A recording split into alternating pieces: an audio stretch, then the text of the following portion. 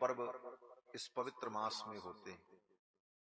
और ऐसे पवित्र कार्तिक मास में श्रीमद् भागवत महापुराण सुनने की बड़ी अद्भुत महिमा है। कार्तिक मास में श्रीमद् भागवत महापुराण सुनना ये बहुत ही पुण्य की बात है। और उसके बाद कथा किसकी है? गोपाल की कथा है। कृष्ण का नाम ही गोपाल है और संयोग से इसके आयोजक जो हैं वो भी गोपाल ही हैं। और आज गोपाष्टमी भी है, तो गोपाष्टमी के दिन गोपाल जी के द्वारा गोपाल जी की कथा का आयोजन ये भगवान की दिव्य मंगलमयी कृपा का परिणाम है। और आनंद भार्गव जी ने अपने उद्बोधन में कहा ही कि इस कथा के लिए लगभग 2-3 वर्षों से प्रयास चल रहा था और अब समय आने पर ये भगवान की पावन कथा प्रारंभ हो रही है। गोपाल जी ने लगभग 3 वर्षों से सैकड़ों बार फोन किया होगा, महाराज जी कथा की डेट कब होगी कब होगी। कभी प्रयाग पहुंच जाएं, कभी अयोध्या पहुंच जाएं, कहीं आसपास की कथा हो तो वहां पहुंचते कि महाराज डेट। लेकिन भगवान की ऐसी लीला की कोई संयोग नहीं बन रहा था। और जब तक भगवान चाहते नहीं है तब तक कुछ नहीं होता। न हमारे चाहने से कुछ होता है, न आपके चाहने से कुछ होता। क्योंकि भगवान ही कारण है, वही कर्ता है और वही करण है। भगवान के अनेक नामों का जहां पर स्मरण किया है महाभारत ग्रंथ में श्री वेदव्यास जी ने, भीष्म पितामह ने भगवान के 1000 नाम का उच्चारण किया। वहां पर भगवान के अनेक नामों का वर्णन करते हुए कहते हैं कि करणम कारणम कर्ता विकर्ता गहनो गुहः, ये सब भगवान के नाम हैं। करणम, कर्ण भी भगवान ही है। कारणम, कारण भी भगवान है। कर्ता भी भगवान है। कर्णम कारणम कर्ता विकर्ता, ये सब भगवान के ही नाम हैं। तो भगवान जो करते हैं वही होता है। भगवान की इच्छा अब हो गई, इसलिए सारे संजोग बन गए और इतनी व्यस्तता में भी आज प्रथम दिवस की कथा प्रारंभ हो। कल पूरे दिन अयोध्या श्री धाम में जो दिव्य मंदिर निर्मित हो रहा है, श्री रामलला सदन देवस्थान, उस मंदिर में भगवान की जो दिव्य मूर्तियां विराजमान होंगी वो दक्षिण भारत से महाबलीपुरम से लाई गई।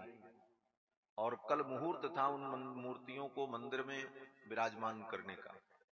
अभी प्रतिष्ठा नहीं हुई है, अभी केवल मूर्ति विराजमान करने का मुहूर्त था।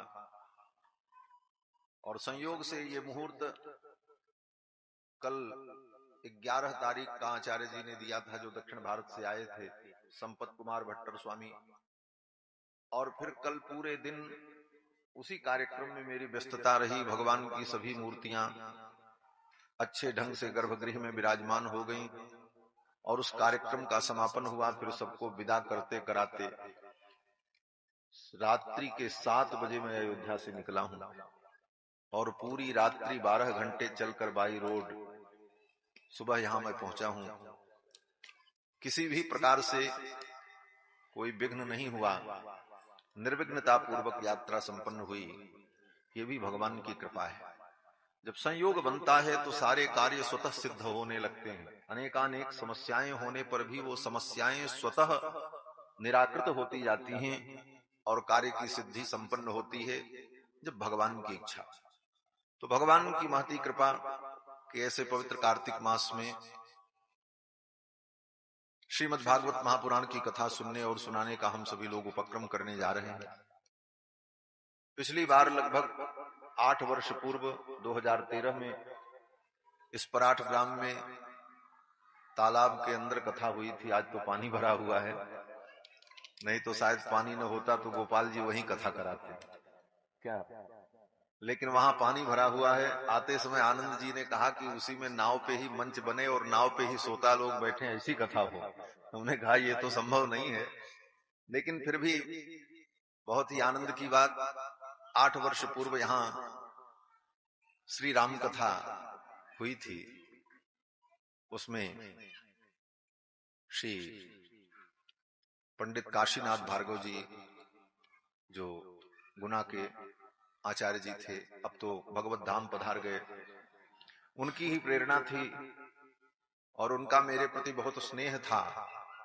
बार बार वो कहा करते थे कि महाराज जी, आप सनातन धर्म की बात बड़ी ही कट्टरता से और बड़े ही अच्छे ढंग से लोगों को समझाते हैं, और मेरी यही प्रार्थना रहेगी कि आप इस क्षेत्र को कभी छोड़िएगा नहीं, आते जाते रहिएगा, जिससे लोगों को सनातन धर्म की प्रेरणा मिले। ये उनके वचन थे और उन्होंने ही मुझे प्रेरणा दी थी गुना की कथा में कि कोई एक छोटा मोटा ऐसा ग्रंथ आप रचना करो जिससे साधारण लोग जो दीक्षा लें, वैष्णव बने, तो वो वैष्णव होकर दीक्षा लेकर सामान्यतया अपने धर्म का पालन कर सकें। क्योंकि आज के समय में जो परिस्थितियां हैं, व्यस्ततम जीवनचर्या है लोगों की, परिस्थितियां भी विपरीत हैं।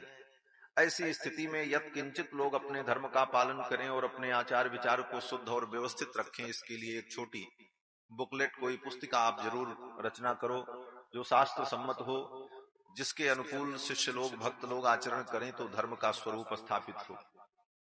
उन्हीं के कहने पर मैंने एक संग्रह ग्रंथ तैयार किया, नित्यानुसंधानम, जो एक बार प्रकाशित हुआ और उसकी हजारों प्रतियां भक्तों ने ग्रहण की।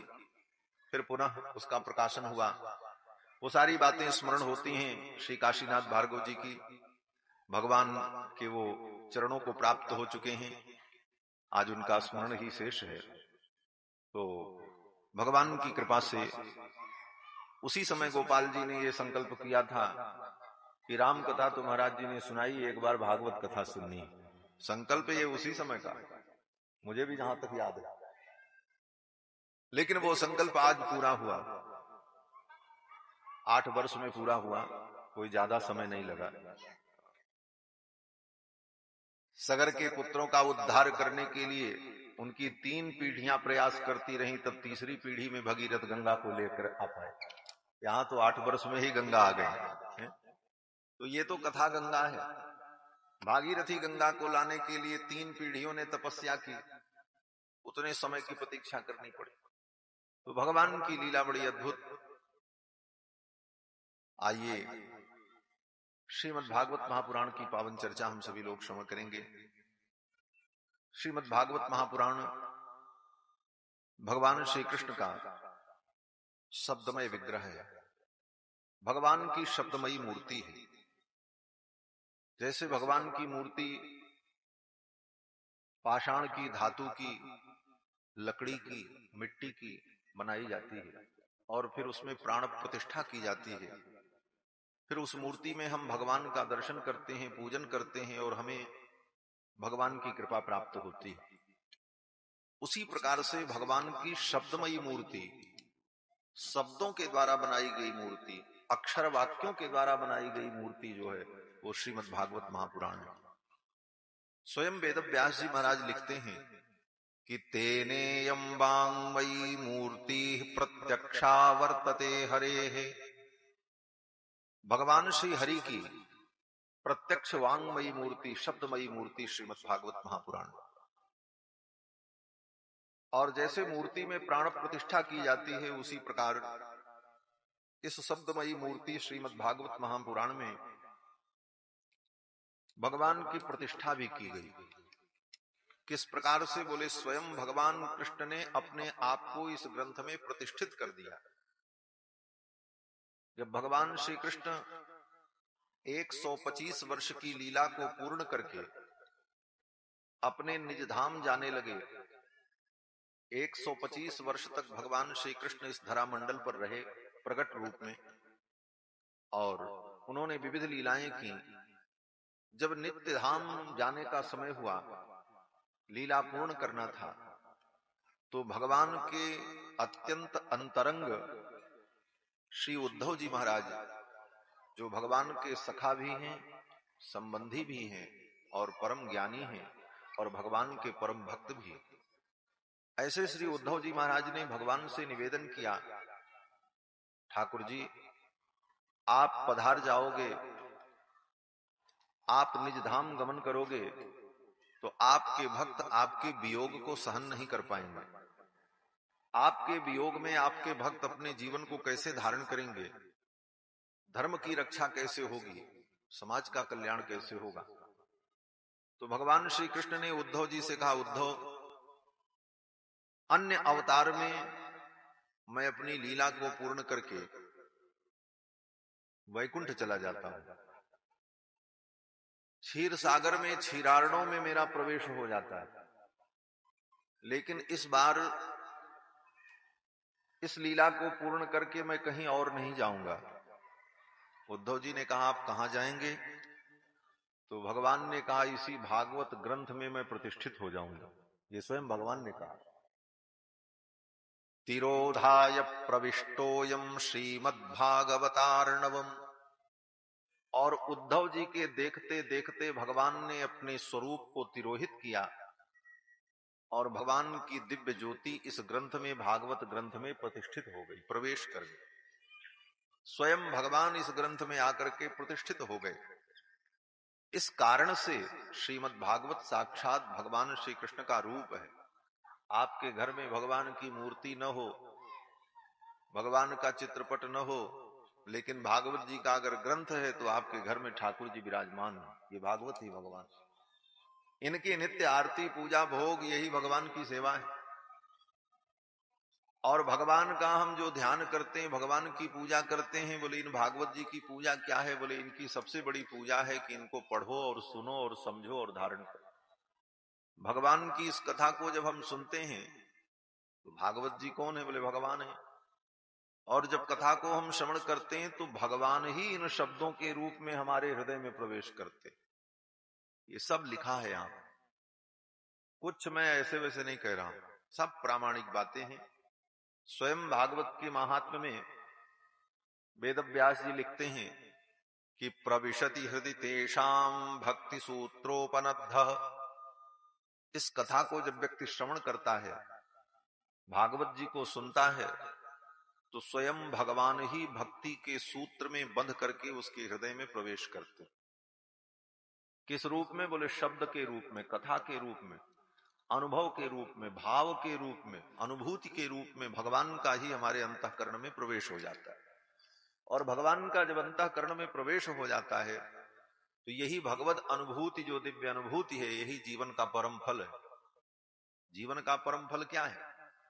जीवन का परम फल ये नहीं है कि हम बहुत बड़ी कीर्ति स्थापित कर लें दुनिया में।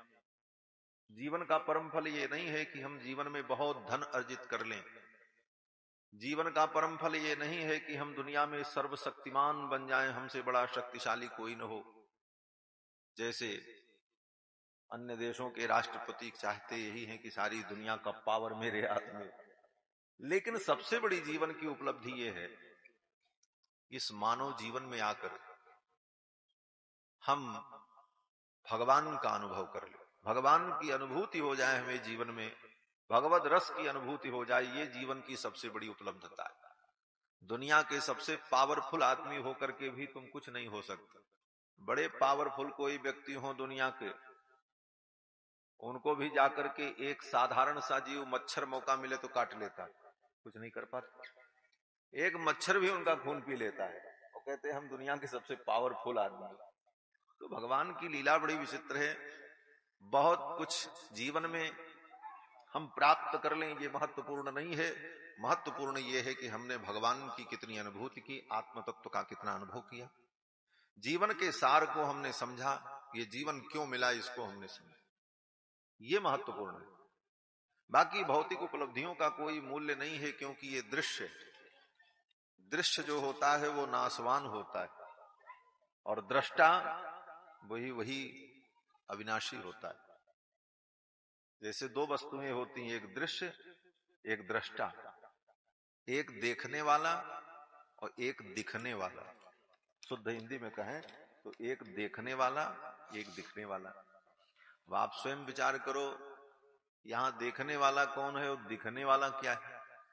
जो कुछ आप देख रहे हो, टेंट, पांडाल, लाल पीला, हम अनेकानेक वस्तुएं और अनेक अनेक व्यक्तियों का शरीर, ये सब क्या है? बोले ये दृश्य है, जो दिखने वाले पदार्थ। और देखने वाला कौन है? बोले इन शरीरों के अंदर जो बैठी सूक्ष्म आत्मा है, वो आत्मा देख रही। एक देखने वाला हुआ, दूसरा दिखने वाला हुआ। अब इसमें बचेगा कौन? बोले देखने वाला रहेगा, दिखने वाली एक भी वस्तुएं दुनिया में नहीं रहेंगी, सब टूट फूट के नष्ट हो जाए। दृश्य कभी नहीं रहता है, दृष्टा ही रहता है, यही सिद्धांत है। इसलिए दृश्य के प्रति हमारी जो आसक्ति है, दिखने वाली वस्तुओं के प्रति हमारा जो मोह है, ये मोह निवृत्त हो जाए तो हम दुख से निवृत्त हो जाए। यही भागवत का सिद्धांत है। ज्ञान विज्ञान भक्त्यंग चतुष्टय परम वचः माया मर्दन दक्षम च विद्धि भागवतम च तत्। भागवत क्या है?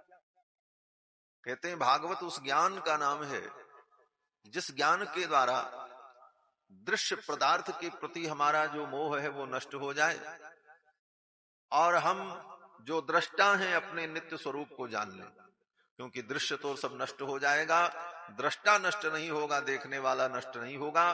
उस अविनाशी अपने स्वरूप का बोध हो जाए और अपनी आत्मा की भी जो आत्मा भगवान है उनका हमें ज्ञान प्राप्त हो जाए, उनका हमें अनुभव हो जाए। श्रीमद् भागवत महापुराण की ये कथा श्री वेदव्यास जी महाराज ने 18,000 श्लोकों में इस ग्रंथ को निबद्ध किया। विशेषता इसकी क्या है? बोले इस ग्रंथ को प्रकट करने वाले भी भगवान ही हैं। वेदव्यास जी कौन है? वेदव्यास जी भगवान के अवतार हैं। भगवान के 24 अवतार में वेदव्यास जी महाराज भगवान के 17वें अवतार हैं। वेदव्यास जी महाराज भगवान के 17वें अवतार हैं, तो स्वयं भगवान ने ही इस ग्रंथ को प्रकट किया। और इसमें लीला किसकी है? बोले भगवान की। और भगवान ही इस ग्रंथ में प्रतिष्ठित हो गए। ऐसा ये दिव्य ग्रंथ श्रीमद् भागवत महापुराण 18,000 श्लोकों में 335 अध्याय में निबद्ध ये दिव्य ग्रंथ, जिस ग्रंथ की एक एक पंक्तियों में भगवत तत्व प्रतिष्ठित है और जिसका विभिन्न प्रकार से भक्त लोग आस्वादन करते हैं, अनुभव करते हैं। श्रीमद् भागवत महापुराण से सभी परिचित हैं। यत्र तत्र सर्वत्र गांव गांव में समय समय पर भागवत जी की कथा का आयोजन होता रहता है। और यहां तक एक परंपरा भी है कि हम अपने जीवन में जैसे हर कार्य को महत्व देते हैं, उत्सव मनाते हैं, महोत्सव मनाते हैं, बेटा बेटी का विवाह करते हैं, घर बनाते हैं, उसी प्रकार जीवन का एक अंग इसे माना जाता है कि हम अपने सामर्थ्य और अपनी शक्ति के अनुसार जीवन में एक बार कम से कम श्रीमद् भागवत महापुराण की कथा को श्रवण करें, विधि पूर्वक श्रवण करें। विधि पूर्वक श्रवण करने का मतलब है स्वयं यजमान बनकर अपने पुरुषार्थ से, अपनी पुण्य की कमाई से, बेईमानी की कमाई से नहीं। बेईमानी की कमाई से सुनी गई कथा का कोई फल नहीं होता। बड़े बड़े लोग करते रहते हैं, इसीलिए उन कथाओं से किसी का सुधार नहीं होता और उनका कल्याण भी नहीं होता। ईमानदारी के धन से, पवित्रता पूर्वक जो हमने न्याय पूर्वक धन अर्जित किया, उस अपने धन सामर्थ्य के अनुसार, ऐसा नहीं है कि अरबों रुपए खर्चा किया जाए, करोड़ों किया जाए तभी भगवान की कथा। अपनी अपनी शक्ति और सामर्थ्य के अनुसार भागवत जी की कथा जीवन में एक बार विधि पूर्वक, अनुष्ठान पूर्वक श्रवण करने का बहुत बड़ा महत्व है, परंपरा है। और ऐसे तो भागवत जी की कथा तो हमेशा सुने, बहुत बढ़िया बात है, बहुत अच्छी बात है। वेदव्यास जी तो कहते हैं कि निगम कल्प तरोर गलितम फलम शुक मुखादमृत द्रव संयुतम पिबत भागवतम रसमालयम मुहुरहो रसिका भुवि भावुका। वेदव्यास जी कहते हैं कि ये भागवत क्या है? निगम कल्प तरोर गलितम फलम, वेद रूपी वृक्ष का, वेद रूपी कल्प वृक्ष का ये पका हुआ फल है श्रीमद् भागवत। वेद का नाम सुना है, 4 वेद होते हैं, ऋग्वेद, यजुर्वेद, सामवेद, अथर्ववेद। ये 4 वेद ही धर्म के मूल हैं। जब दुनिया में कोई मत पंथ संप्रदाय धर्म नहीं था, अनादिकाल से चारों वेद ही धर्म के पोषक और उपदेशक हैं। और वो चारों वेद, ऋग्वेद, यजुर्वेद, सामवेद, अथर्ववेद, वेदत्रयी, ये भगवान का स्वरूप है, स्वयं भगवान का ही वेदावतार है।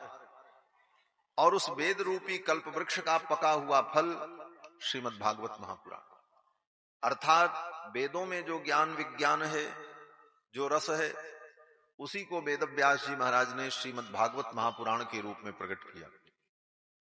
तो वेद व्यास जी कहते हैं कि वेद रूपी वृक्ष का ये पका हुआ फल जो श्रीमद् भागवत है, निगम कल्पतरोर गरितम फलम शुक मुखाद अमृत द्रव संयुतम। सुखदेव जी के मुख का स्पर्श हो जाने से ये और भी रसमय और मधुर हो गया। शुक माने तोता, तोते को सुख कहते हैं। और सुखदेव जी कौन है? बोले वेद व्यास जी के पुत्र हैं, शुक उनका नाम है। जैसे कोई बहुत मीठा फल हो, आम का फल, उस आम के फल में तोता अपना मुख लगा दे, उसको काट ले, पेड़ में फल लगा हो और तोता उसको काट करके थोड़ा खा ले फिर छोड़ दे, तो देखने वाले बुद्धिमान प्राणी कहते देखो देखो इस फल को तोते ने खाया है, इसका मतलब इस पेड़ के फल बड़े मीठे हैं। यही पहचान होती। तो सुखदेव जैसे ज्ञानी ने, सुखदेव जैसे परमहंस ने इस भागवत रस का आस्वादन किया, उनके मुख का स्पर्श होने से ये भागवत रूपी फल, वेद रूपी वृक्ष का पका हुआ फल अत्यंत मधुर और आस्वाद्य है। सुकमुखाद अमृत द्रव संयुतम। अब इसको क्या करें? तो वेद व्यास जी कहते हैं पिबत भागवतम रसमालयम। पिबत भागवतम रसम, इस भागवत रस को पियो। ये भागवत क्या है? बोले रस है, इसलिए इसको पियो। कब तक पिए? तो कहते हैं पिबत भागवतम रसमालयम। आलयम, आलयम माने जब तक मृत्यु न हो जाए, लय माने मृत्यु, अर्थात जब तक जीवन है बार बार इसको पीते रहो। पिबत भागवतम रसमालयम। इस पंक्ति का एक अर्थ और है, विद्वान लोग करते हैं कि पिबत भागवतम, इस भागवत को पियो। बोले ये क्या है? बोले रसमा आलयम, ये रसमा का आलय है। रसमा क्या है? बोले रसमा माने सरस्वती, भगवती सरस्वती का ये आलय है, ज्ञान का भंडार है, बड़े बड़े विद्वानों के लिए परीक्षा का केंद्र है। विद्यावताम भागवते परीक्षा, बड़े बड़े विद्वानों की परीक्षा होती है भागवत में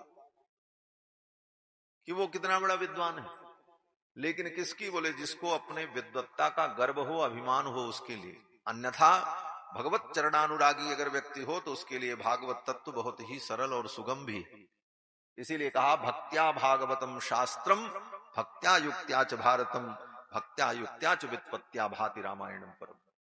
भक्त्या भागवतम शास्त्रम, ये बड़ा अद्भुत शास्त्र है महाराज। जैसे भगवान अपने भक्तों की भावना के अनुकूल नरम और कठोर हो जाते हैं। कोई भगवान का प्रेमी भक्त हो, दीनहीन मलिन अनुरागी, तो भगवान उसके लिए बड़े ही सरल, बड़े ही सुलभ, बड़े ही दयालु, बड़े ही कृपालु। लेकिन बड़े बड़े दुर्दांत राक्षस आ जाएं तो उनके लिए भगवान बड़े कठोर, बड़े दुर्दांत और उनका दमन कर देने वाले, उनके अहंकार को, मद को चूर कर देने वाले। उसी प्रकार से ये भागवत भगवान जो है, इनकी भी यही विशेषता है। जो भाव से, जो श्रद्धा से, प्रेम से, साधारण व्यक्ति भी, जिसको बहुत शास्त्र का, पंक्तियों का ज्ञान न हो, ऐसा व्यक्ति भी श्रद्धा भाव से, निष्ठा से भागवत जी का अनुभव करना चाहे, चिंतन करना चाहे, तो भागवत जी उसके लिए बहुत सरल हो जाते। और अगर अपने विद्वत्ता का अभिमान लेकर के आ जाए कि हम बड़े पंडित हैं, हम बड़े वैयाकरण हैं, हम बड़े नैयायिक हैं, हम बड़े मीमांसक हैं, उसके लिए भागवत बोले सारी विद्या इसी में डूब जाएगी, फिर भी इसका थाह नहीं पा सकता व्यक्ति। विद्यावताम भागवते परीक्षा। इसीलिए वेद व्यास जी ने कहा रसमालयम पिबत भागवतम रसम, पिबत भागवतम, इस भागवत को पियो। कीदृशम भागवतम, ये भागवत कैसा है? बोले रसमालयम, रसमाया आलयम, सरस्वती का ये आलय है, सरस्वती का भंडार है, ज्ञान का भंडार, ऐसा अद्भुत ग्रंथ। लेकिन आप ये न सोचो कि महाराज इतनी कठिन बात हमको समझ में कैसे आएगी। दोनों बातें हमने कह दी। जैसे भगवान अपने सरल भक्तों के लिए अत्यंत सरल हो जाते हैं और कठिन भक्तों के लिए, कठिन लोगों के लिए भगवान बड़े कठिन हो जाते हैं, उसी प्रकार ये भागवत जी हैं, सरल और साधारण भक्तों के लिए बहुत सरल हैं और जो बहुत कठिन है उनके लिए भागवत जी भी कठिन। इसलिए कहीं कोई कठिनता नहीं। आपकी सरलता, आपकी भक्ति, आप भागवतम रसमालयम मुहुरहो रसिका भुवि भावुका, भावुक होकर, रस से युक्त होकर इस कथा को बार बार पियो, बार बार पियो। तो मैं निवेदन कर रहा था कि ऐसा नहीं है कि एक बार ही सुना जाए, बार बार सुने तो और अच्छी बात है। और बार बार सुनने का मतलब यह भी है कि आज यहां सुन लो, कल कहीं कथा हो रही तो वहां भी जाके सुन लो, और कहीं कथा हो रही है, कोई कर रहा है, बोले वहां भी सुन लो, सुनने में कोई रोक तो है नहीं, कहीं भी सुनते रहो। जब जब ये कथा मिले तब तब इसे श्रवण करो, इसकी अपार महिमा है। सर्वप्रथम श्री वेदव्यास जी ने श्रीमद् भागवत महापुराण के महात्म्य का वर्णन किया, इसकी महिमा क्या है, और महिमा एक कथा के माध्यम से प्रस्तुत करते हैं। नैमिषारण्य तीर्थ में सूत जी महाराज से 88,000 शौनकादि मुनियों ने प्रश्न किया। ये नैमिषारण्य तीर्थ गोमती नदी के तट पर उत्तर प्रदेश प्रांत में लखनऊ के सन्निकट है। वहां पर गोमती नदी प्रवाहित होती है और उस तीर्थ का नाम है नैमिषारण्य। नैमिष नाम का अरण्य है, जंगल है। और पुराणों में कथा है कि भगवान का चक्र वहां पर उतरा, और जहां पर भगवान का चक्र उतरा वहां पर वो तीर्थ है, उसका नाम चक्र तीर्थ है। आज भी उस चक्र तीर्थ में लोग स्नान करने जाते हैं, वहां का पानी चक्र के समान ऐसे घूमता ही रहता है। नैमिषारण्य वो कथा की भूमि है। वहां पर श्री सूत जी महाराज ने 88,000 मुनियों को सब पुराणों की कथा सुनाई है, रामायण की भी कथा सुनाई। नैमिषारण्य की भूमि कथा की भूमि है। वहां जितनी कथा हुई उतनी कथा दुनिया में कहीं नहीं हुई। वहां का पत्ता पत्ता, वहां का कण कण भगवान की कथा से अनुस्यूत है, परिपूर्ण है। ऐसी पावन भूमि नैमिषारण्य में आज से लगभग 5,000 कुछ वर्ष पूर्व 80,000 शौनकादि मुनि एकत्रित हुए। एक दो नहीं महाराज, 80,000, 88,000 शौनकादि मुनि, 80 नहीं 88,000, 88,000 शौनकादि मुनि एकत्रित हुए और उनके जो नेता थे, कुलपति थे, उनका नाम शौनक था। 10,000 मुनियों को, महात्माओं को जो नित्य भोजन प्रसाद करावे और उनके रहने ठहरने की व्यवस्था रखे और उनको ज्ञान विज्ञान प्रदान करे, उनको पढ़ावे और उपदेश करे, ऐसे महापुरुष को कुलपति कहा जाता है। वही कुलपति होता है। ऐसे तो आजकल विश्वविद्यालय में जो बैठ जाते हैं वो कुलपति हो जाते हैं, लेकिन कुलपति शब्द का अर्थ है कि जो इतने लोगों का भरण पोषण करे वो कुलपति।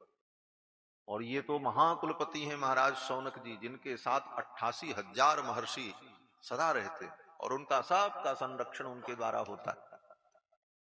और इन महर्षियों का केवल एक काम है, भगवान की चर्चा करना, भगवान की कथा श्रवण करना, शास्त्र का चिंतन, धर्म का चिंतन करना, बाकी और कोई प्रपंच नहीं। तो ये मुनि लोग एकत्रित हुए नैमिषारण्य में, और वहां पर सूत जी महाराज जो पुराण के परम विद्वान, वो सूत जी महाराज वहीं विराजमान नैमिषारण्य में, उनके पास गए और जाकर के शौनकादि मुनियों ने निवेदन किया।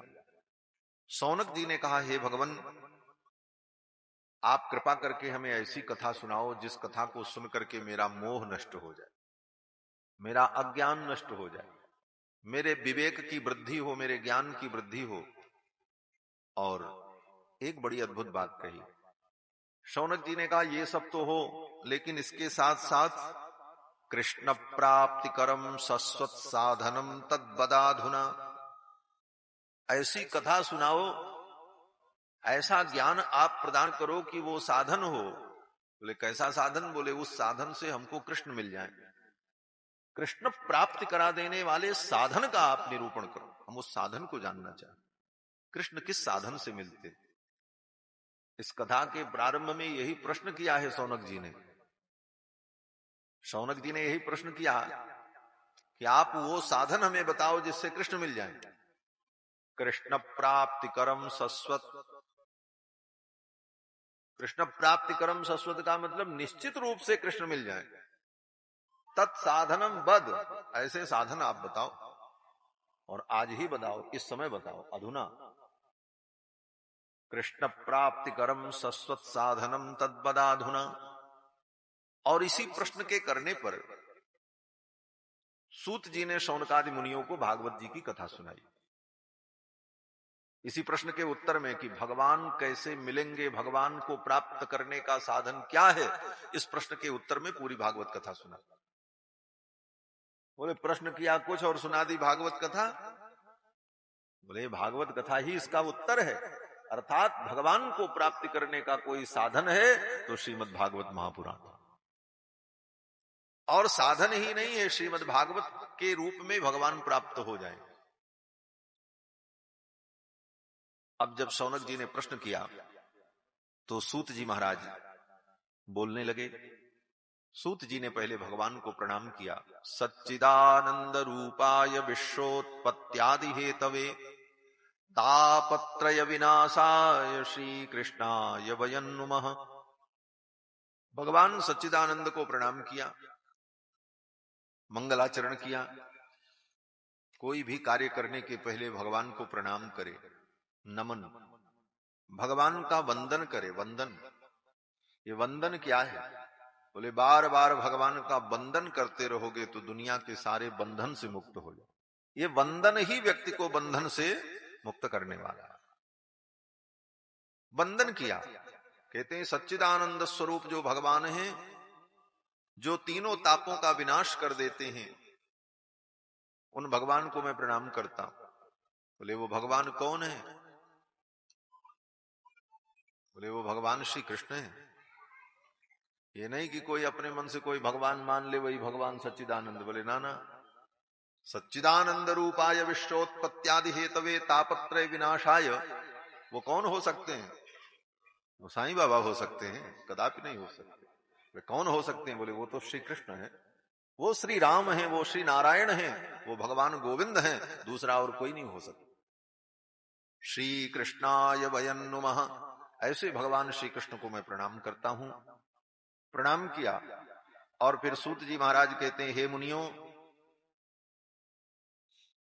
काल रूपी ब्याल के मुख में बैठा हुआ प्राणी भी अगर अपने दुख की निवृत्ति चाहता है तो उसके दुख की निवृत्ति का उपाय यही है कि वो भागवत जी का आश्रय। काल के भय से मुक्ति देने वाला अगर कोई ग्रंथ है तो श्रीमद् भागवत महापुराण। लेकिन इसकी प्राप्ति जीव को तभी होती है जब जन्म जन्मांतर के उसके पुण्य प्रकट होते। बिना पुण्य के भागवत जी की प्राप्ति नहीं होती। जन्मांतरे भवेत पुण्यम तदा भागवतम लभेत। सूत जी कहते हैं जिसने जन्मांतर में पुण्य किया है वही भागवत प्राप्त करेगा, उसी को भागवत जी मिलेंगी, वही भागवत सुन पाएगा, सब नहीं सुन पाता। इसका मतलब है जो भागवत सुन रहा है वो निश्चित रूप से पुण्यात्मा है, उसने पुण्य किया है। सूत जी कहते हैं जन्मांतरे भवेत पुण्यम तदा भागवतम लभेत, तभी उसे भागवत जी की कथा सुनने को मिले। और इस कथा से क्या होगा? मन की शुद्धि हो। मन को शुद्ध करने का एकमात्र साधन भगवान की कथा है। सूत जी कहते हैं कि जब हमारे गुरुजी सुखदेव जी महाराज कथा सुना रहे थे गंगा के तट पर राजा परीक्षित को भागवत की कथा। स्वर्ग से देवता लोग आए अमृत कलश लेकर के। देवताओं ने कहा ये अमृत ले लो और राजा परीक्षित को दे दो, क्योंकि परीक्षित को आज के 7वें दिन सांप काटेगा, उनकी मृत्यु होगी। वो मरने के डर से कथा सुन रहे हैं, उनको ये अमृत पिला दो, नहीं मरेंगे, सांप काटेगा फिर भी कुछ नहीं होगा। और ये कथा अमृत, भागवता अमृत जो राजा परीक्षित को आप सुना रहे हो, ये हमको सुना दो, ये देवताओं ने कहा। उसके बदले में अमृत कलश लेकर के आए। सुधा कुंभम गृहीत्वैव देवाः तत्र समागमन। सुधा कुंभ अमृत कलश लेकर के देवता लोग आए और कहा ये अमृत कलश ले लो और इसके बदले में ये भागवत की कथा हमको दे दो। इतना बड़ा सौदा महाराज। दुनिया में अमृत से बड़ी चीज क्या हो सकती? अमृत वो चीज है जो व्यक्ति को मरने से बचा ले। अमृत का मतलब ही जो अमृत पी ले वो मरे न। और आज हम न मरे इसके लिए आदमी दुनिया की सारी संपत्ति लुटाने को तैयार है। थोड़ी सी बीमारी हो जाए, डॉक्टर कहे इतना रुपया लगेगा, व्यक्ति खेत बेच करके, मकान बेच करके, गहने बेच करके भी अपने प्राण को बचाना चाहता, हम मरे न। सब कुछ दे करके वो मरना नहीं चाहता। तो मरने से बचने का सबसे बड़ा उपाय क्या? बोले अमृत। तो अमृत कितनी बड़ी संपत्ति है। कहते हैं सारी दुनिया की संपत्ति से बड़ी संपत्ति है। सारी दुनिया की संपत्ति दे करके भी आप प्राण नहीं बचा सकते, लेकिन अमृत मिल जाए तो आपका प्राण बच जाएगा।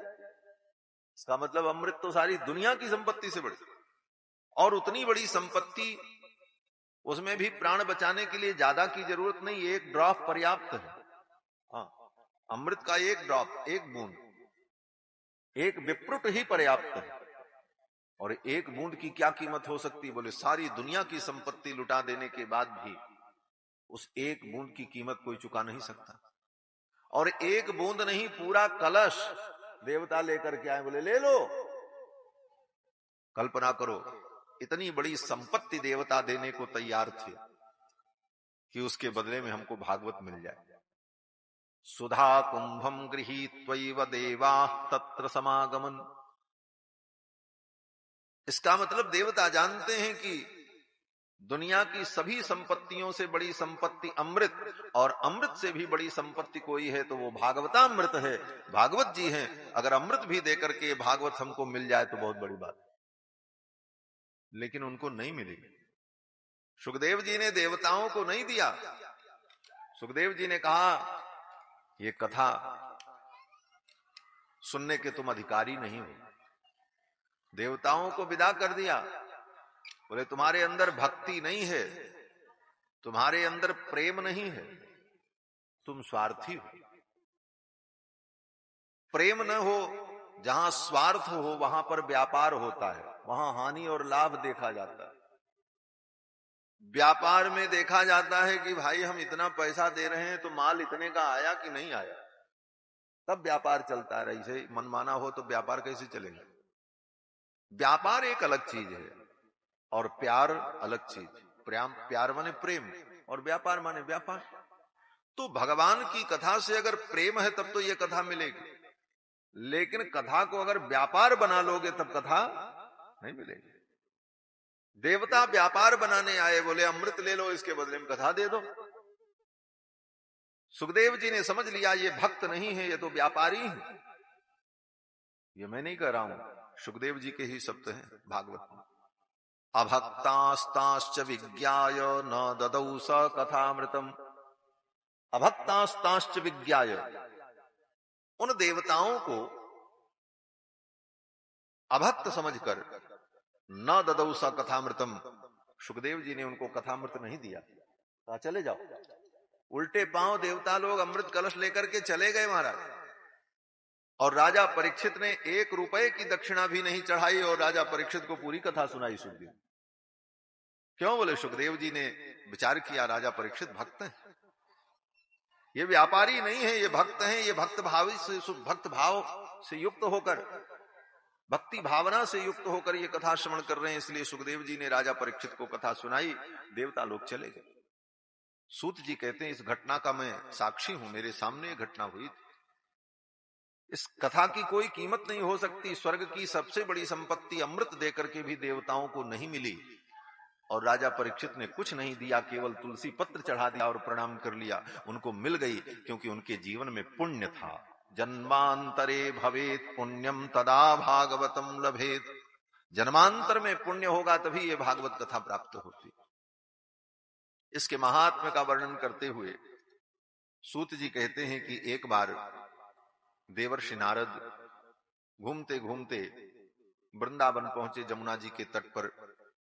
तो वृंदावन में उन्होंने देखा कि एक कन्या, एक स्त्री रो रही थी।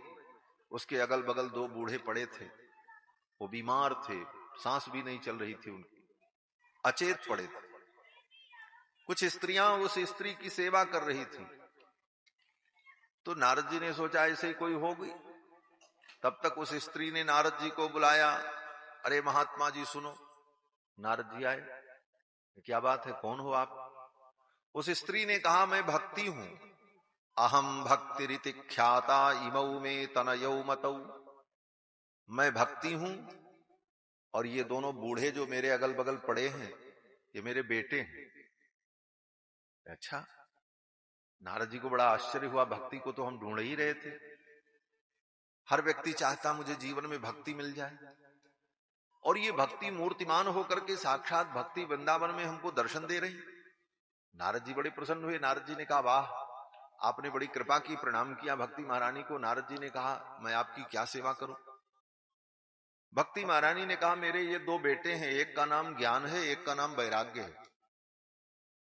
भक्ति के दो पुत्र हैं, एक का नाम ज्ञान, एक का नाम वैराग्य। लेकिन दोनों बीमार पड़े थे, सांस भी नहीं चल रही थी। प्राण तो थे लेकिन किसी काम लायक नहीं पड़े थे। भक्ति महारानी ने कहा, मेरे दुख का यही कारण है कि मेरे पुत्र जो है अक्षम है, इनके अंदर कोई क्षमता नहीं रह गई, केवल प्राण मात्र है, केवल जीवित हैं, बस इतना ही है। इनकी सत्ता है लेकिन इनके अंदर कुछ करने का सामर्थ्य नहीं, और यही मेरे दुख का कारण है, इनको आप ठीक कर दो। नारद जी ने विचार किया, भक्ति के पुत्र ज्ञान वैराग्य बीमार हैं, भक्ति दुखी है, ज्ञान वैराग्य को ठीक करने के लिए कुछ ज्ञानोपदेश करूं। तो नारद जी ने गीता, उपनिषद, वेद, वेदांत और भी अनेक अनेक विषयों को पढ़ करके सुनाया कि भाई वेद वेदांत पढ़ने पर, गीता पढ़ने पर ज्ञान होता है, वैराग्य होता है। तो गीता सुनकर, उपनिषद सुनकर के ज्ञान वैराग्य ठीक हो जाएंगे। लेकिन वो ठीक नहीं हुए, थोड़ा बहुत हिले डुले, फिर वैसे ही पड़े रहे। नारद जी को बड़ी चिंता हुई। भक्ति महारानी ने कहा, मेरा दुख दूर करो, मेरे बेटों को ठीक कर दो। भक्ति के पुत्र जब बीमार रहते हैं तो भक्ति को आनंद नहीं आता, भक्ति रोती है। यही स्थिति हमारी आपकी जीवन में, हमारे आपके जीवन में भक्ति तो है।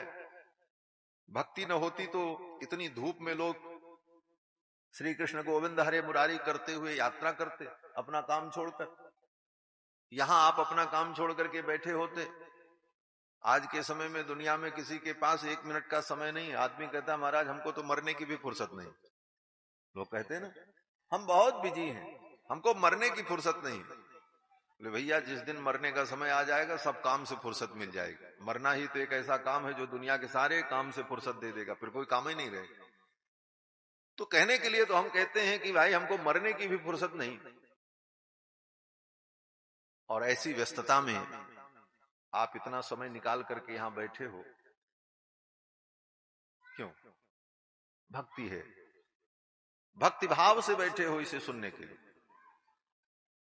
लेकिन यहां से जाने के बाद अथवा इस भक्ति भाव के पहले भी, आने के पहले, छोटी छोटी बातों पर आप विचलित होते हो, दुखी होते हो। क्या? बोले कोई नुकसान हो गया तो दुख, किसी ने कुछ कह दिया तो दुख, किसी से ईर्ष्या, किसी से द्वेष, कोई वस्तु नष्ट हो गई तो दुख। क्यों? तो इसका यही उत्तर है, भक्ति तो है लेकिन भक्ति के पुत्र ज्ञान वैराग्य नहीं है। ज्ञान हो जाए तो कोई दुख नहीं महाराज। ज्ञान क्या है? बोले अभी जो हमने कहा, दृश्य जो है वो रहेगा नहीं, दृष्टा ही रहेगा, तो दृश्य के प्रति हमारा मोह नष्ट हो जाए, यही ज्ञान है। और वैराग्य क्या है? बोले वैराग्य संसार की इन वस्तुओं में जो हमारी आसक्ति है, मेरापन है, ये मेरापन छूट जाए, भगवान में प्रेम हो जाए। ये दो चीज दृढ़ नहीं है, इसलिए भक्ति होते हुए भी हम परेशान होते हैं, दुखी हो जाते हैं, छोटी छोटी समस्याएं हमें विचलित कर देती हैं, हम आपा खो बैठते हैं और अपने आप को भूल जाते हैं और अनेक गलत कदम भी उठा लेते हैं। कारण यही है कि ज्ञान वैराग्य दृढ़ नहीं। भक्ति तो है, और ज्ञान वैराग्य जब दृढ़ नहीं रहेगा तो भक्ति को दुख होगा, भक्ति रोएगी, भक्ति होते हुए भी आपको रोना पड़ेगा। भक्ति रो रही थी क्योंकि उनके पुत्र ज्ञान वैराग्य कमजोर थे। और क्यों कमजोर थे उसका कारण बताया भक्ति महारानी ने कि ज्ञान वैराग्य नामानौ काल योगे न जर्जरौ। ये ज्ञान वैराग्य जो मेरे पुत्र हैं, काल योगे न जर्जरौ, काल के प्रभाव से, समय के प्रभाव से, ये कलयुग जो है ना, इसके प्रभाव से ये ज्ञान वैराग्य जर्जर हो गए, इनको आप ठीक कर दो, मेरा दुख समाप्त हो जाए। तब नारद जी ने बहुत कुछ सुनाया, गीता उपनिषद सब, लेकिन ज्ञान वैराग्य जब ठीक नहीं हुए, आकाशवाणी हुई, नारद जी ने सुना आकाशवाणी में कि इनके लिए सत्कर्म करो, ये ठीक हो जाएंगे। सत्कर्म क्या है ये जानने के लिए नारद जी उत्तराखंड पहुंचे और वहां सनक सनंदन सनातन सनत कुमार से इनकी भेंट भई और उनसे उन्होंने अपनी समस्या कही नारद जी ने। तब उन्होंने कहा कि अरे ये तो बड़ी सरल उपाय से कार्य हो जाएगा। बोले क्या उपाय है? तो सनकादिकों ने कहा कि श्रीमद् भागवतालापः शतुगीत सुगादि भी। सुखदेव जी ने जो भागवत की कथा सुनाई, ये भागवत कथा ही ज्ञान वैराग्य को दृढ़ कर देगी, ठीक कर देगी और भक्ति महारानी का रोना धोना बंद हो जाए। ज्ञान वैराग्य उठ करके बैठ जाएंगे इस भागवत कथा से। नारद जी ने कहा हमने उपनिषद सुना दिया, वेद सुनाया, वेदांत सुनाया, गीता सुनाई, फिर भी नहीं उठे, तो भागवत सुन करके कैसे उठ जाएंगे? सनकादिकों ने कहा भागवत से ही ज्ञान वैराग्य दृढ़ होंगे, भागवत की कथा से ही ज्ञान वैराग्य स्वस्थ हो जाएंगे। और सनकादिकों के कहने पर नारद जी ने कहा ठीक है, अगर ऐसी बात है तो फिर भागवत सुनाई जाए उनको। बोले कहां सुनाई जाए? सनकादिकों ने कहा चलो गंगा के तट पर ही भागवत सुनाते हैं। बद्रीनाथ धाम से उतर करके सनकादिक गंगा के तट हरिद्वार आए। नारद जी वहां पहुंचे ही थे और फिर भक्ति महारानी अपने पुत्र ज्ञान वैराग्य को लेकर के वहां पर पहुंची और गंगा के तट पर कथा का आयोजन हुआ हरिद्वार में। गंगा द्वार समीपे तू तटमानंद नामकम। हरिद्वार में गंगा के तट पर कथा का आयोजन हुआ। नारद जी आयोजक और सुनाने वाले सनकादिक। और सुनने वाले कौन? बोले भक्ति महारानी और उनके पुत्र ज्ञान वैराग्य। ये तो मुख्य लोग थे, आयोजक, जजमान और वक्ता। लेकिन इतने से काम नहीं चलता, और श्रोता जो आ जाए तो और मजा आ जाए, तब न कथा सुनाने का। वहां भी महाराज और श्रोता आ गए। कौन कौन आए? बोले भृगुर वशिष्ठश्च वनश्च गौतमो मेधातिथिर देवल देवरात। भृगु, वशिष्ठ, च्यवन, गौतम, मेधातिथि, देवल, देवरात, ये सब बड़े बड़े मुनि महात्मा लोग कथा सुनने आए। जब उन्होंने सुना कि सनकादिक कथा सुनाने जा रहे हैं और नारद जी ने आयोजन किया है, भक्ति महारानी अपने पुत्र ज्ञान वैराग्य के साथ आई हैं, अब तो बड़े बड़े ऋषि मुनि आ गए कथा सुनने के लिए, अपने परिवार के सहित आए। गंगादि नदियां आ गई, गंगा, जमुना, सरस्वती, ये सब देवी का रूप धारण करके कथा सुनने आई। पर्वत कथा सुनने आए देवताओं का रूप धारण करके। बड़े बड़े भारत के जो अरण्य हैं, दंडकारण्य, नैमिषारण्य, वेदारण्य, पुण्यारण्य, ये बड़े बड़े अरण्य जो देवस्वरूप हैं, ये दिव्य देवता के रूप में आकर के कथा श्रवण करने के लिए बैठ गए। अब तो महाराज कथा प्रारंभ हुई। सनकादिकों ने कथा सुनाना शुरू किया। सबसे पहले सनकादिकों ने कहा कि देखो ये भागवत कथा क्या है? बोले तुलसी पोषणम चैव धेनूनाम सेवनम सम। तुलसी का बगीचा लगाना, तुलसी की सेवा करना, गौ माता की सेवा करना और भागवत की कथा सुनना, ये तीनों बराबर है। आप अगर भागवत नहीं सुन पा रहे हो, सामर्थ्य भगवान ने नहीं दिया कि हम भागवत सुने, इतना धन कहां से लावें, कैसे क्या करें, तो कहते हैं तुलसी का बगीचा लगा करके तुलसी महारानी की सेवा करो, तुलसी के वृक्ष लगाओ, और फिर वो तुलसी तैयार हो तो उस तुलसी को उतार करके भगवान के मंदिर में समर्पण करो। ये भागवत के बराबर ही। तुलसी पोषणम चैव, फिर कहते हैं धेनु नाम सेवनम समम। अगर गाय आपके यहां है तो उस गाय की खूब सेवा करो, भाव से उसे खिलाओ पिलाओ, उसे प्रसन्न करो। गाय आपके घर में रहकर आपकी सेवा से प्रसन्न है तो ये भागवत के समान फल देने वाला है। तुलसी पोषणम चैव धेनूनाम सेवनम समम, उक्तम भागवतम नित्यम कृतम च हरिचिंतनम। भागवत की महिमा सुनाते हुए सनकादिक कहते हैं, हे नारद जी, भागवत सुनने के लिए दिन का कोई नियम नहीं है। अभी दिन की बात हम कर रहे थे, कार्तिक का पवित्र महीना, अष्टमी तिथि, गोपाष्टमी, और ऐसे सुंदर पर्व मिले, ये संजोग है, अच्छी बात है। लेकिन भागवत की कथा सुनने के लिए कोई दिन के नियम की आवश्यकता नहीं होती। जब समय मिल जाए, जब अनुकूल हो जाए परिस्थिति, श्रोता वक्ता दोनों तैयार हो जाए, तभी कथा का दिन शुरू। उसके लिए कोई मुहूर्त की जरूरत नहीं होती। अच्छा मुहूर्त अपने आप आ जाए संजोग से, ये एक अलग बात है। जैसे कभी कभी आप सामान्यतया कोई काम करो लेकिन अपने आप सब काल जोग सब बन जाता है, बढ़िया अच्छा हो गया। उसी प्रकार से सुंदर मुहूर्त मिल जाए बहुत अच्छी बात है। लेकिन भगवान की कथा सुनने के लिए कोई मुहूर्त का बंधन नहीं है कि मुहूर्त हो तभी कथा सुनो। व्यास जी कहते हैं कि दिनानाम नियमो नास्ति सर्वदा श्रवणम मतम। भागवत को सुनने के लिए दिन का कोई नियम नहीं है, किस दिन सुनो, किस महीने में सुनो। सर्वदा श्रवणम मतम, सर्वदा सुनो, जब चाहो तब सुनो। चाहे पितृपक्ष हो, चाहे शुक्ल पक्ष हो, चाहे कृष्ण पक्ष हो, चाहे नवरात्रि हो, और चाहे खरमास हो, चाहे मलमास हो, अधिक मास हो, क्षय मास हो, कुछ भी हो, सर्वदा श्रवणम मतम, दिना नाम नियमो नास्ति। भगवान की कथा सुनने के लिए दिन का कोई नियम नहीं। सबसे बड़ा नियम है, बोले क्या, बोले सुनो, यही सबसे बड़ा नियम है। कब सुनो, कैसे सुनो, ये कोई नियम नहीं है, लेकिन सुनो ये नियम जरूर है, क्योंकि सुनना चाहिए। दिना नाम नियमो नास्ति सर्वदा श्रवणम मतम। और ऐसे भी भगवान की भक्ति में कोई मुहूर्त और काल की जरूरत नहीं होती। ये पंडित लोग, आचार्य लोग, विद्वान लोग जब पूजा कराते हैं तो एक श्लोक बोलते हैं, आपने सुना होगा।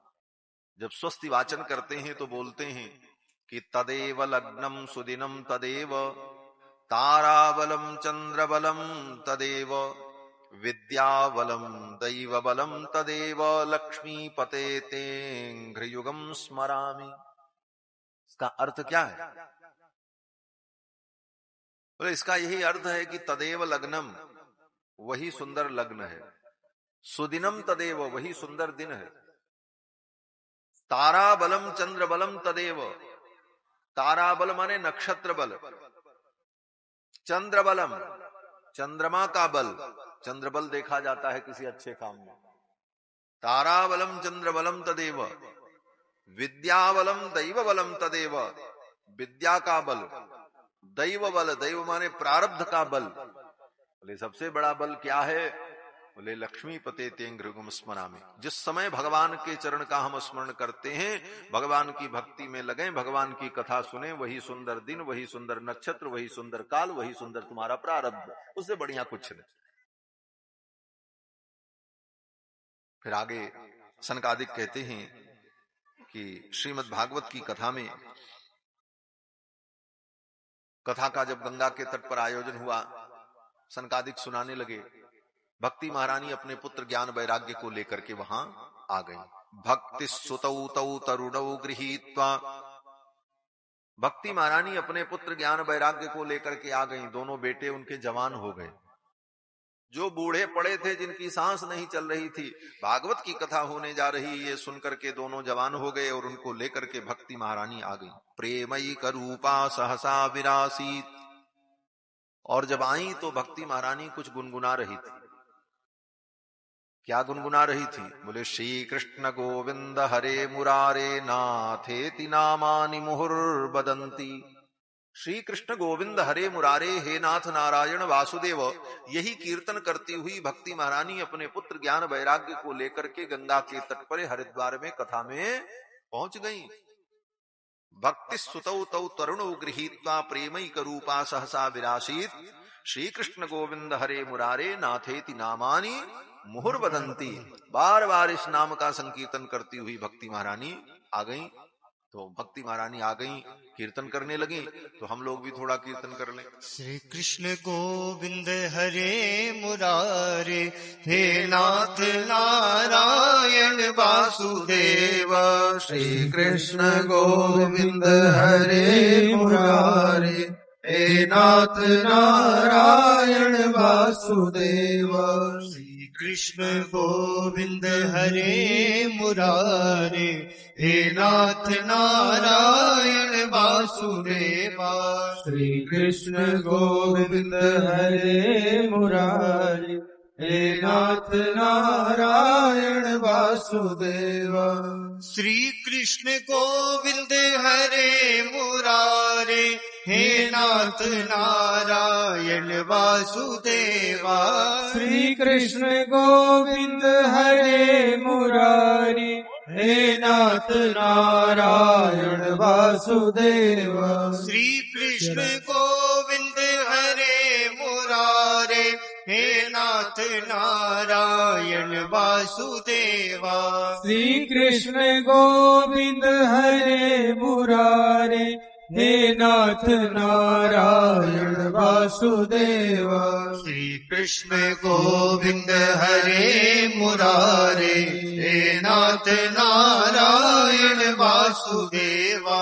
श्री कृष्ण गोविंद हरे मुरारे, हे नाथ नारायण वासुदेव। श्री कृष्ण गोविंद हरे मुरारे, हे नाथ नारायण वासुदेवा। श्री कृष्ण गोविंद हरे मुरारे, हे नाथ नारायण वासुदेव। हे नाथ नारायण वासुदेव। हे नाथ नारायण वासुदेव। भगवन नाम संकीर्तन करती हुई भक्ति महारानी आ गई। श्री कृष्ण गोविंद हरे मुरारे, हे कृष्ण, हे गोविंद, हे हरे, हे मुरारे, इन संबोधनों के द्वारा भगवान को संबोधित करती हुई भक्ति महारानी उपस्थित हुई। अब भक्ति महारानी जब आई तो कहां आ गई? बोले कथा के बीच में आ गई। चारों तरफ लोग, भक्त लोग बैठे थे और बीचों बीच में भक्ति महारानी अपने पुत्र ज्ञान वैराग्य को लेकर के आ गई। जब वो कीर्तन करने लगी तब लोगों ने देखा, किधर से आई, कैसे आई, ये किसी ने नहीं देखा। तो सभी मुनियों ने सनकादिकों से प्रश्न किया। क्या पूछा? बोले कथम प्रविष्टा कथमागतेयम, ये कैसे प्रविष्ट हुई, कैसे आ गई? इनको किसी ने देखा ही नहीं आते। मध्ये मुनीनाम इति तर्कयन्तः, मुनियों के मध्य में ये कैसे आ गई? किसी ने इनको आते नहीं देखा। किधर से आई, कैसे आई? तो सनकादिकों ने उत्तर दिया, बड़ा ही अद्भुत उत्तर दिया महाराज। यही समझने वाली बात। क्या उत्तर दिया? बोले मुनियों ने कहा ये कहीं से नहीं आई। बोले तब? बोले कहीं से आती नहीं, ये कहीं जाती नहीं, ये भक्ति महारानी है, ये अपने पुत्र ज्ञान वैराग्य के साथ अभी अभी प्रकट हुई है यहां पर। बोले कहां से प्रकट हो गई? तो सनकादिकों ने कहा कि कथार्थतो निष्पतिताधुनीयम, कथार्थतो निष्पतिताधुनीयम, ये जो कथा हो रही है इसी कथा के अंदर से इनका प्रादुर्भाव हुआ है, ये कहीं और से नहीं आई है। इसका मतलब बोले आप भगवान की कथा सुनने के लिए आओगे, भगवान की कथा नियम से अगर श्रवण करोगे तो भक्ति महारानी अपने पुत्र ज्ञान वैराग्य के साथ आपके पास चल करके आ जाएंगी। आपको भक्ति और ज्ञान के लिए कहीं जाना, इसी कथा के अंदर से भक्ति और ज्ञान का प्रादुर्भाव होता है। कथार्थतो निष्पतिता धुनेयम, सनकादिकों ने कहा अभी अभी इसी कथा के अंदर से इनका प्रादुर्भाव हुआ। अब तो सब बड़े प्रसन्न हुए। भक्ति महारानी ने कहा महाराज अब बताओ मैं बैठूं कहां, हमारे लिए आपने कोई गद्दी नहीं लगाई, क्योंकि सब चारों तरफ लोग बैठे थे, कहीं कोई जगह नहीं थी। तो सनकादिकों ने कहा हम बताते हैं आपको जगह। कहां? उन सनकादिकों ने कहा कि निरंतरम वैष्णव मानसानी, ये जितने कथा श्रोता बैठ करके कथा सुन रहे हैं इनके हृदय में जाकर के आप बैठ जाओ, कथा श्रोताओं के हृदय में जाकर के बैठ जाओ। निरंतरम वैष्णव मानसानी, और केवल आज नहीं निरंतरम सदा के लिए इनके हृदय में बैठ जाओ, ये आदेश दिया महाराज, ये संकेत किया। अब भक्ति महारानी अपने पुत्र ज्ञान वैराग्य को लेकर के सूक्ष्म रूप से उन श्रोताओं के हृदय में जाकर के बैठ गई। यही इस कथा का फल है। भागवत जी की कथा हम श्रद्धा पूर्वक श्रवण करें तो भक्ति महारानी अपने पुत्र ज्ञान वैराग्य को लेकर के हमारे हृदय में आकर के बैठ जाती है। भक्ति की प्राप्ति हो जाती है, ज्ञान की प्राप्ति हो जाती, वैराग्य की प्राप्ति हो जाती। और भक्ति ज्ञान वैराग्य तीनों मिल गए तो अब क्या मिलना बाकी है? बोले अब बस भगवान ही का आना बाकी। जिसको भक्ति मिली, जिसको ज्ञान मिला, उसको वैराग्य मिला, अब उसको क्या मिलना बाकी? बोले अब इसका फल यही है कि भगवान उसके हृदय में आकर के बैठ जाए। बोले अब भगवान को लाने के लिए क्या करना पड़ेगा? बोले कुछ नहीं करना पड़ेगा, ये भक्ति महारानी आएंगी अपने पुत्र ज्ञान वैराग्य के साथ, तो ये स्वयं भगवान को तुम्हारे हृदय में स्थापित कर देंगे। प्रविशति हृदय तेषाम भक्ति सूत्रोपनद्धा, भक्ति महारानी ही अपने सूत्र में बांध करके भगवान को तुम्हारे हृदय में प्रतिष्ठित कर दे। यही भागवत का फल। ये सब महिमा सनकादिकों ने नारद जी को सुनाई। भक्ति महारानी प्रसन्न हो गई।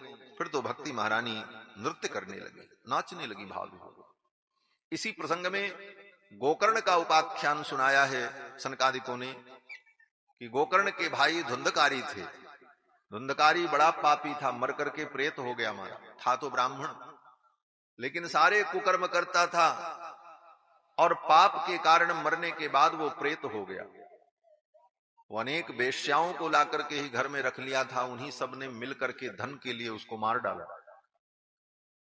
धुंधकारी को मार डाला उन वेश्याओं ने, तो अकाल मृत्यु के कारण वो प्रेत बन गया। गोकर्ण जी ने गया में श्राद्ध किया, जाकर के पिंडदान किया, फिर भी वो प्रेत योनि से मुक्त नहीं हुआ। लोग कहते महाराज प्रेत नहीं होते, प्रेत की भी सत्ता होती है। आजकल के लोग कहते महाराज भूत प्रेत कुछ नहीं होते, होते हैं।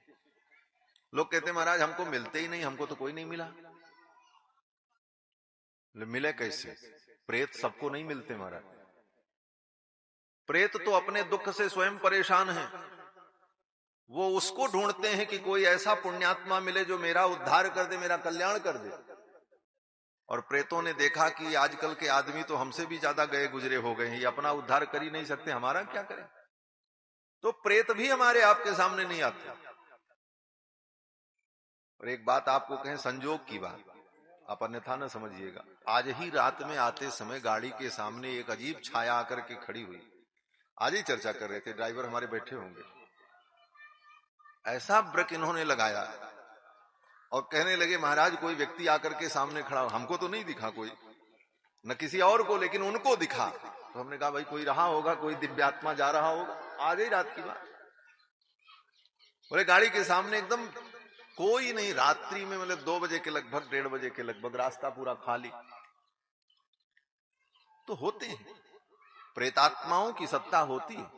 जो भटकती हुई आत्माएं हैं अपने पाप कर्मों के कारण, किसी अपराध के कारण, उनको प्रेत योनि प्राप्त होती। वह भी एक योनि है, जैसे मनुष्य की योनि, पशु की योनि, वैसे प्रेत योनि भी एक योनि।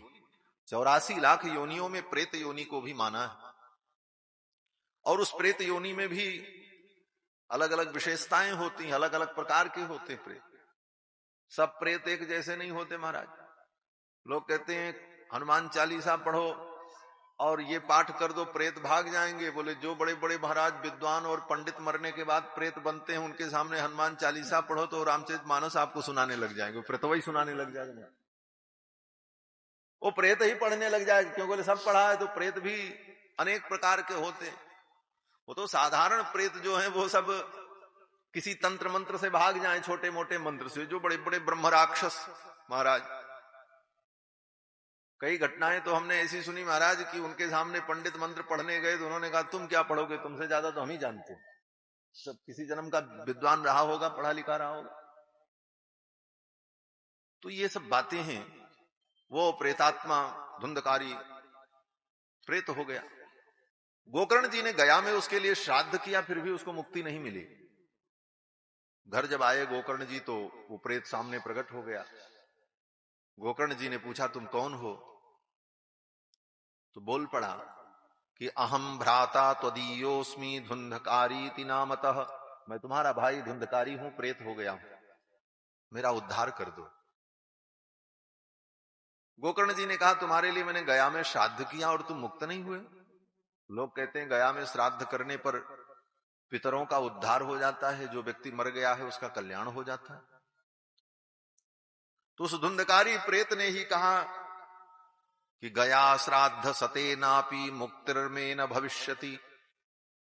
एक बार दो बार नहीं, 100 बार गया में मेरा श्राद्ध करो फिर भी मुझे मुक्ति नहीं मिलेगी। मैंने इतना पाप किया और उसको मुक्ति नहीं मिली धुंधकारी को गया श्राद्ध से।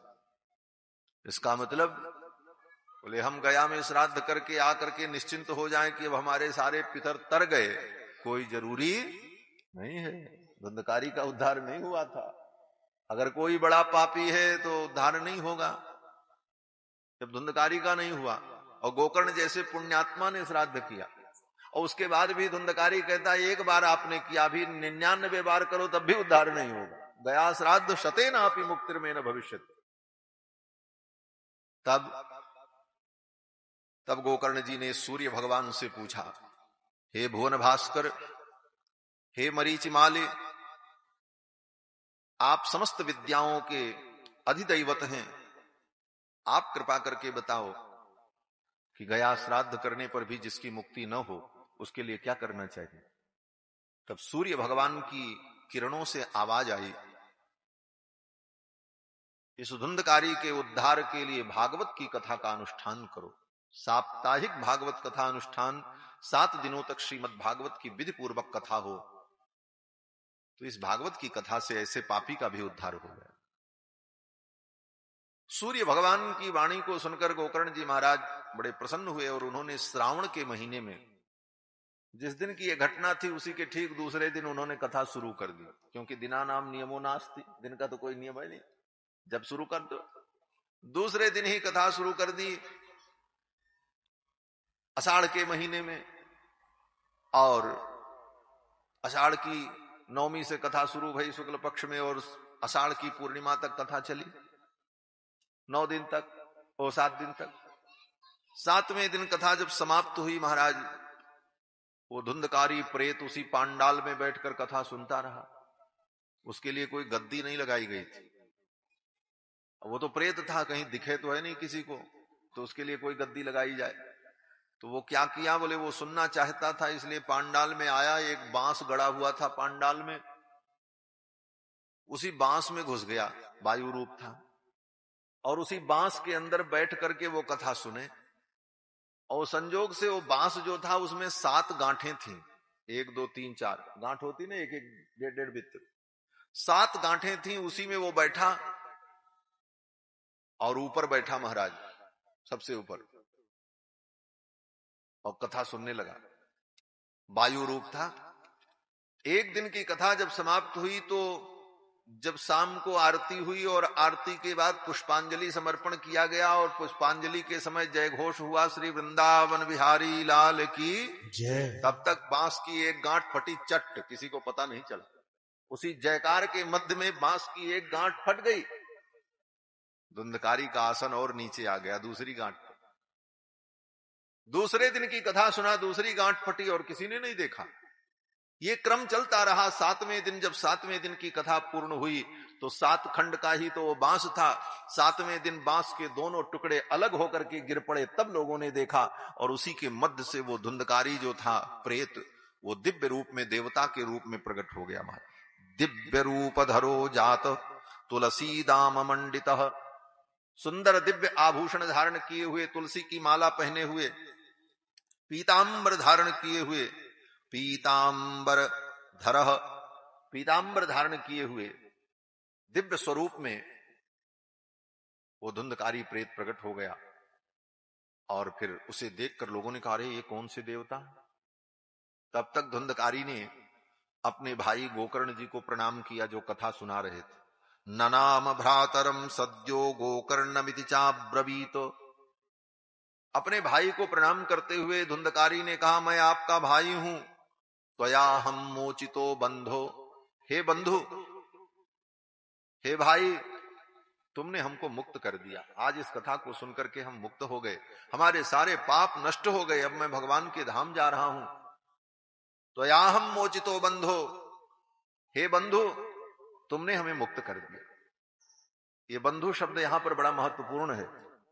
बंधु का मतलब क्या है? सीधा अर्थ तो बंधु का मतलब भाई होता। अपने स्वजन को लोग कहते हैं हमारे ये बंधु हैं। बंधु का मतलब जिससे हमारा कोई संबंध हो, बंध हो, वो बंधु हो। लेकिन वास्तव में बंधु कौन है? अगर इस विषय पर विचार किया जाए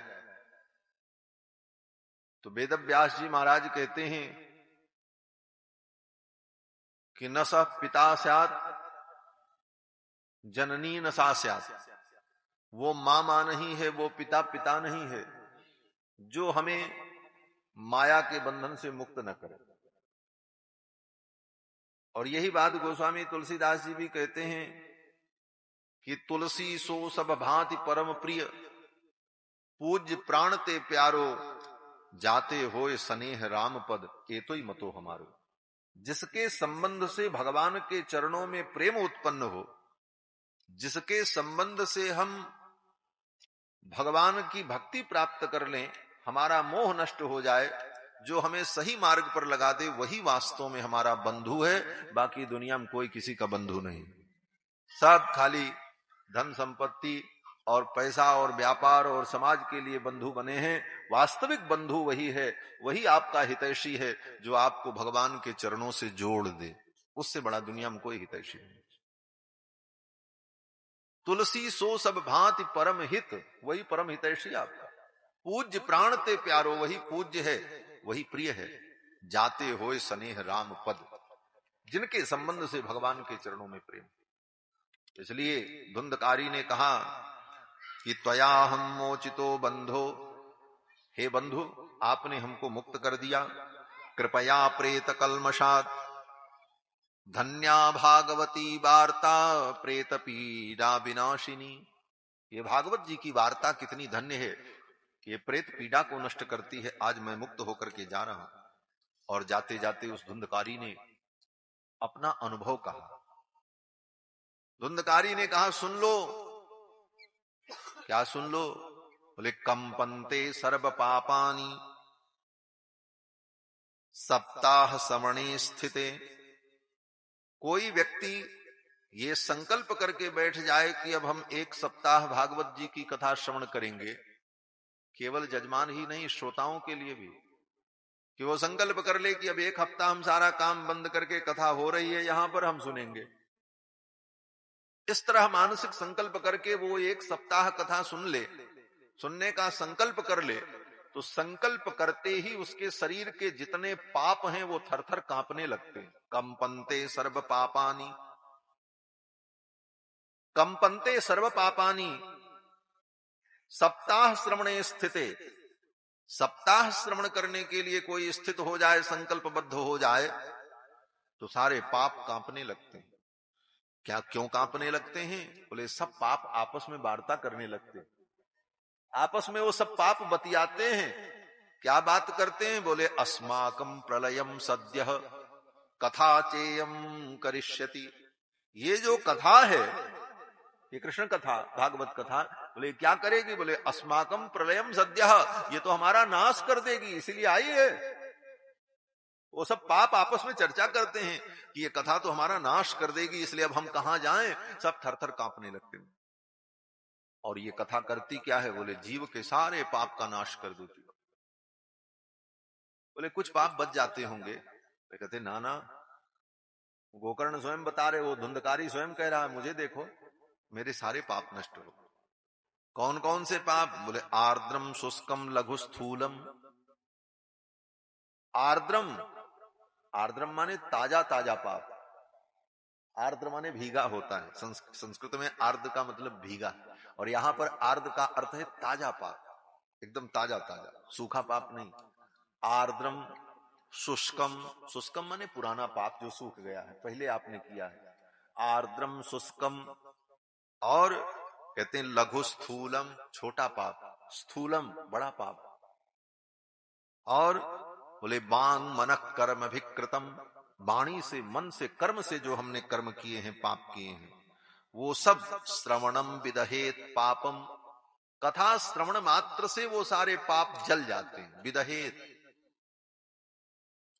नष्ट नहीं होते, नष्ट होने की प्रक्रिया भी कई प्रकार की, कहते हैं विदहेत, जल जाते, जल करके राख हो जाते। विदहेत पापम किस प्रकार? बोले पावकस समिधो यथा, जैसे अग्नि लकड़ी को जला देते हो, प्रचंड अग्नि हो, जैसे होलिका दाह होता है ना, होली में होलिका दहन करते हैं, तो होलिका दहन में इतनी प्रचंड आग रहती है कि गीली गीली लकड़ियां डाल ओल काट करके भी सब लड़के ले जाके डाल देते हैं, क्योंकि होलिका खूब बड़ी हो, विशाल हो, इसलिए सब कच्ची पक्की सब लकड़ी डाल देते हैं, लेकिन एक भी नहीं बचती, चाहे वो भीगी हो चाहे सूखी हो, क्योंकि अग्नि इतनी प्रचंड है, सब जल गई। उसी प्रकार ये भागवत की तत्व ज्ञान की अग्नि जो है इतनी प्रचंड है कि इस प्रचंड अग्नि में चाहे सूखे पाप हो, चाहे गीले पाप हो, चाहे ताजे पाप हो, चाहे छोटे हो चाहे बड़े हो, बांग मनक कर्म अभिकृतम, वाणी मन और कर्म से किए गए पाप हो, सारे पाप विदहे जल जाते, समाप्त, सर्वथा पाप से मुक्त कर देने वाली ये दिव्य मंगलमयी कथा। लोग इसकी महिमा को नहीं समझ पाते, सोचते हैं बस ऐसे ही है, कथा है जैसे हो रही साथ। इसको बड़ी ही गंभीरता में श्रवण करना चाहिए, और एक एक बात कितनी महत्वपूर्ण है। वो केवल कहानी नहीं है, केवल मनोरंजन नहीं है, केवल तमाशा नहीं है, केवल ये कोई प्रदर्शन नहीं है, अपितु ये यथार्थ है, इसे जीवन में समझना चाहिए। जब गोकर्ण जी से धुंधकारी ने कहा, तो धुंधकारी के वचनों को सुनकर के गोकर्ण जी बड़े प्रसन्न हुए। अब तब तक विमान उसके लिए आया, ले जाने के लिए, वैकुंठ ले जाने। विमान जब आया तो धुंधकारी विमान में बैठने लगा, तो जितने लोग थे कथा श्रोता, वे सभी कथा श्रोता कहने लगे, अरे सुनो सुनो भाई, ये एक विमान केवल लेकर के आए, कथा तो हम सब ने सुनी थी, और विमान क्यों नहीं लाए? इसको ले जाओगे, हमको छोड़ दोगे? तो गोकर्ण जी ने कहा, हाँ भाई बात तो ठीक है। गोकर्ण जी ने उन विमान में बैठे हुए देवताओं से कहा कि आपने कथा सुनाई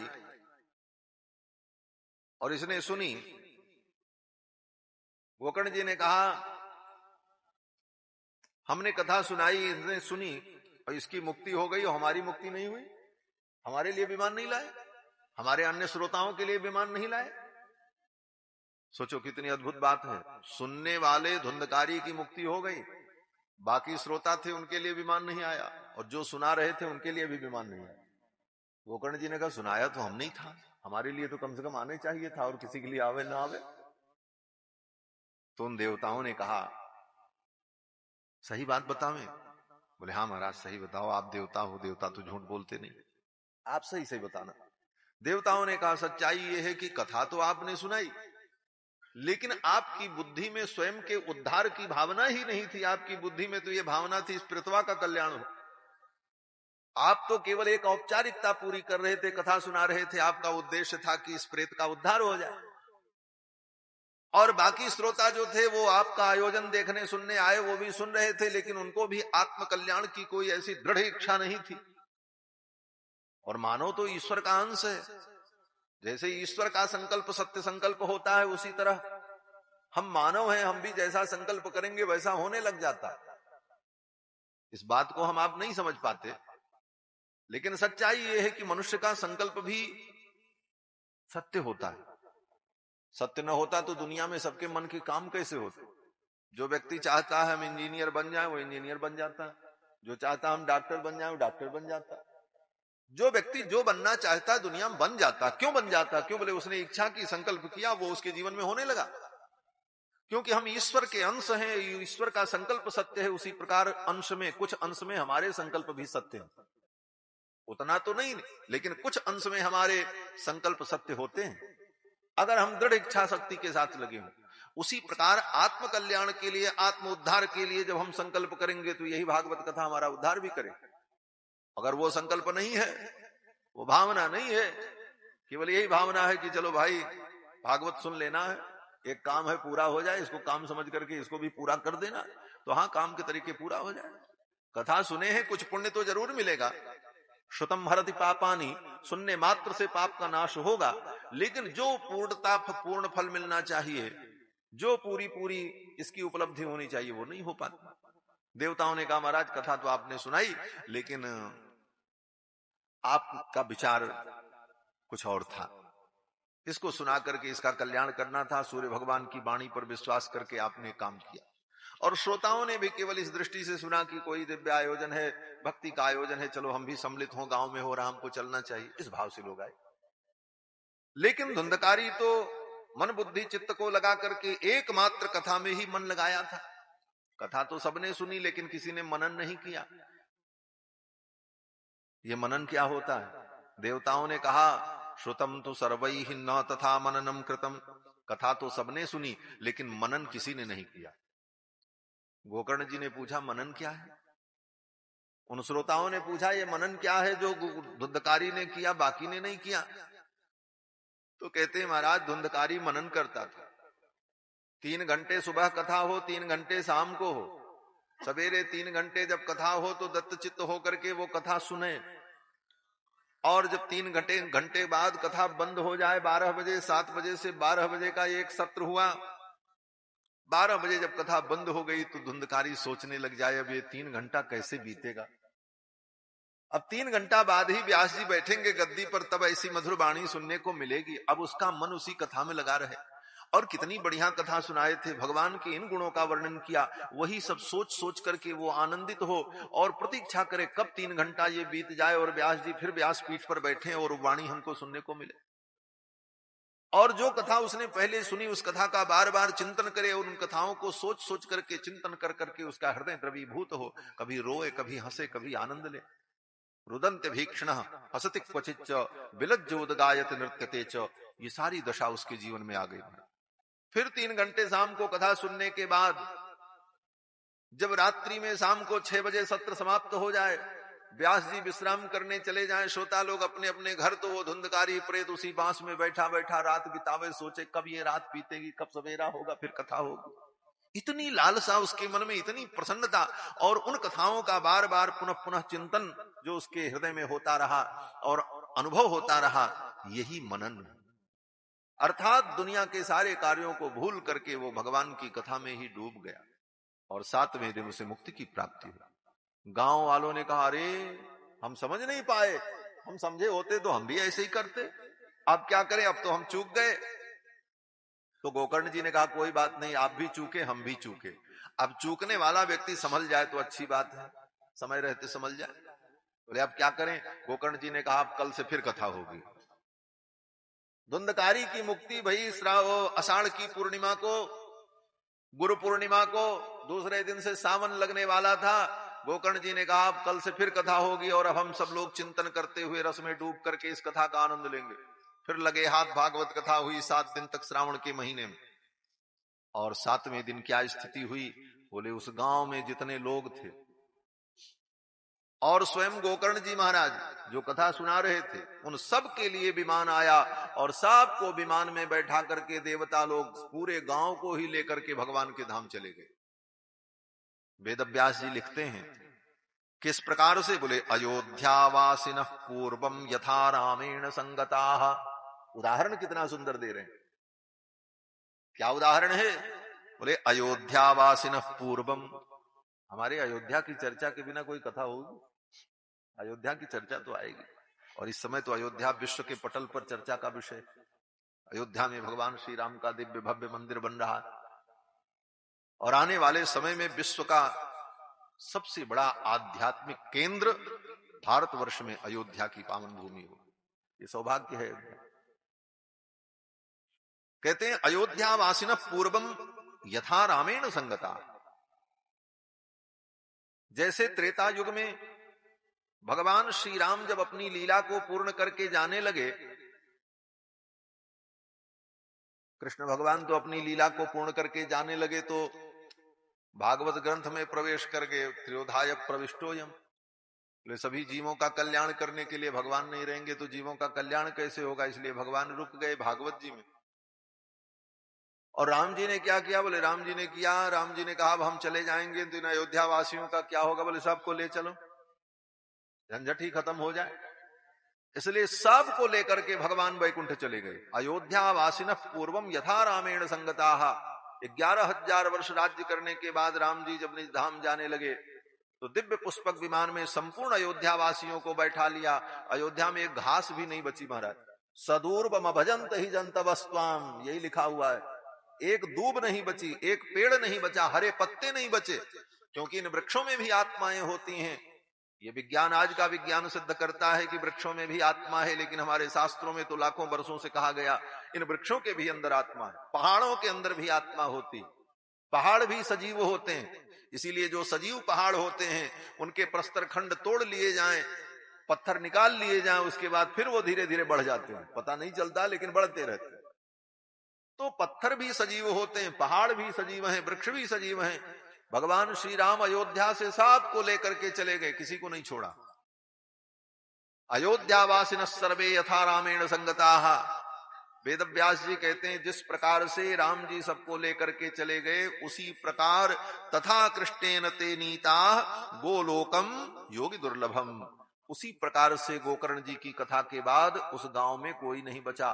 गांव वालों को सबको बैठा करके विमान में गोकर्ण जी के सहित देवता लोग लेकर के चले। ऐसी दिव्यता। लेकिन महाराज आज तो कलयुग है, आज ऐसी घटना हो जाए तब तो आफत ही हो जाएगी, लोग कहेंगे पूरा गांव ही गाँव हो गया।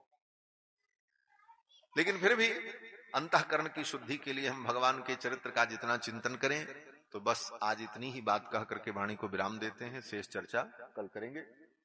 आज प्रथम सत्र था, विलंब भी हुआ, शोभा यात्रा थी। कल से कथा